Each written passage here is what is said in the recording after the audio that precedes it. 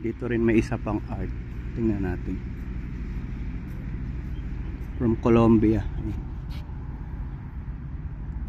Oscar Murillo, Colombia. Ito yung kanyang artworks.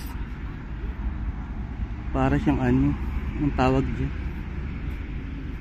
yung mga sinusulat sa wall.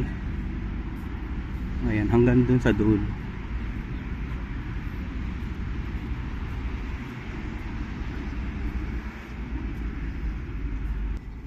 Apat pala siya na ano, na paintings.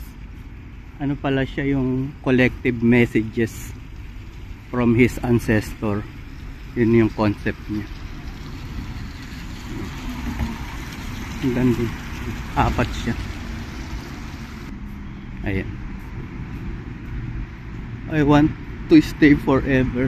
I want to stay here forever. Ayan, may mga mapa. At may mapa ng Philippines dito. Ayan, Philippines yan, di ba? Proud to be Pinoy. Pero ang artist is from Colombia. Tapos messages from his ancestor. Ibig sabihin may lahi siyang Pilipino, ganun. Ayan.